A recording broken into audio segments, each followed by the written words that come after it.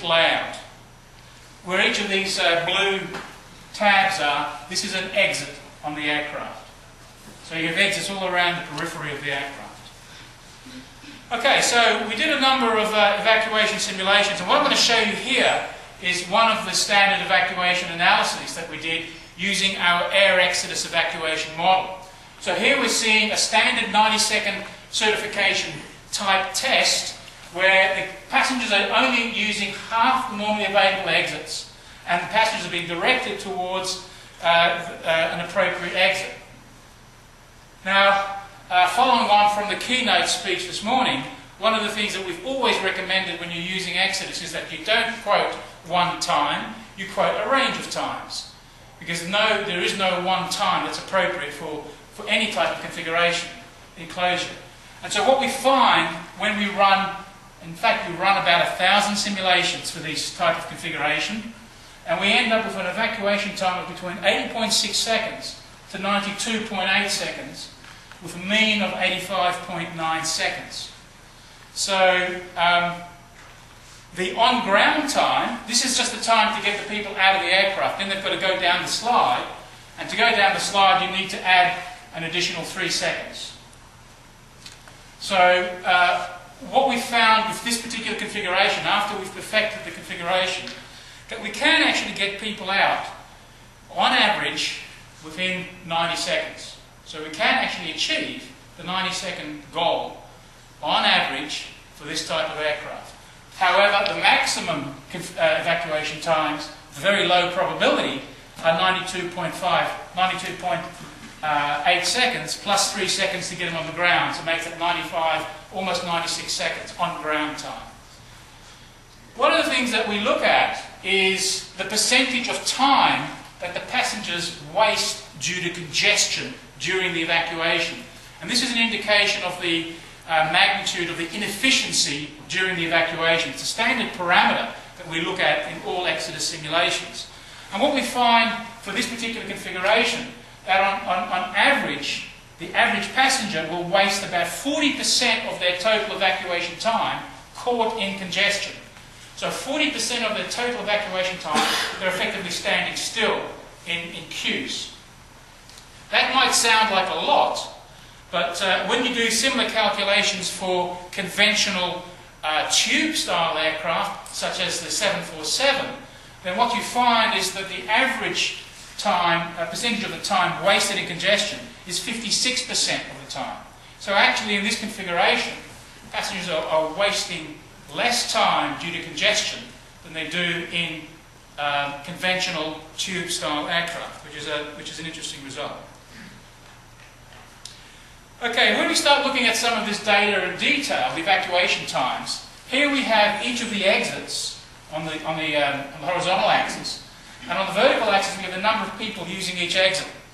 And what we found through all of our simulations, it didn't matter what the configuration looked like, it didn't matter how many crew we had, it didn't matter what procedures we gave the crew to do, we kept on finding this sort of result, that you'd get these two exits, the L7 and the L8 exit, were very poorly utilised. These are the exits in the corner of the aircraft. So the exits in the corner, if I go back to this diagram, it's the exit back here and the exit back here. These are very poorly utilised. And when we started looking at this, the ideal situation would get all of the number of people using each of the exits. This should almost be horizontal. And so we started to wonder, why are we not getting enough people to utilise these exits? If we could get more people away from these exits, using these exits, it would bring down the total evacuation time. It would make the evacuation even shorter. So why was the model not able to get people to use these exits?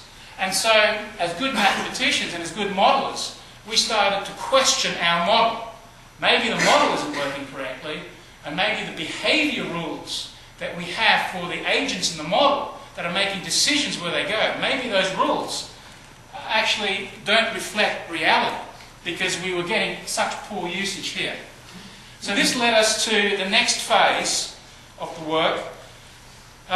We needed to test this, what the model was doing. So we built a full-scale replica of the back corner of the aircraft. and we populated that with seats. We put those exits in, the rear exits, and we ran full-scale evacuation experiments. So the part of the experiment is replicating this back corner with a number of seats, a number of exits here, and we're feeding passengers. We have a number of people seated in these seats in the red square. If I get the mouse up. We have these seats occupied, and we feed in other passengers down these aisles as if they're coming from the other part of the aircraft, because all those exits are closed. They have to come down to use these exits. So we were going to run these experiments. We ran the experiments over 2 days. We had 375 participants on the first day, 358 participants on the second day. They were aged between 20 and 50. They were all naive. They hadn't seen this configuration before or participated in this sort of trial before. We ran a number of different types of experiments. We had 4 different trials with 4 different types of configurations on each day. And we had a number of cameras. We had about 12 internal cameras. We had 5 cameras located outside to video what was happening outside. We also had a device which we've developed at Greenwich for these sorts of experiments, which is basically a camera that's fitted to the head of participants and records what they're seeing and what they're doing. So it gives us a very good idea of what's going on during the evacuation. What I've got here is, this is the mock-up, this is the internal mock-up. We're walking through and showing you the inside of this configuration. And this is walking along this rear aisle, this aisle over here, where we have these 3 exits. You go all the way to the back and there's 2 more exits here.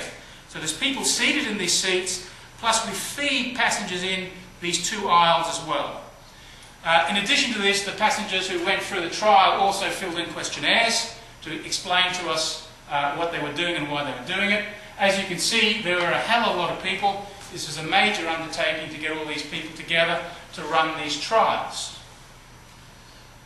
Okay, now what I'm going to show you in the first video here with this green colouring, this is a camera that's located on the bulkhead back here, looking towards this exit here. And we're seeing what's happening during the evacuation. So the passengers get a briefing, just like you get on an aircraft. Please sit down, fasten your seat belts. The exits are located here and here, and so on. We get the sound of the plane taking off, and then all of a sudden, over the speakers system, the captain says, we have to evacuate, evacuate, evacuate. And then the passengers get up. The doors open with a 10-second delay, representing how long it would take to actually open the exits. And we're seeing here what's happening during this evacuation process. In this view here, this is the blue camera, so we're looking down the aisle, this aisle, looking at exit E4.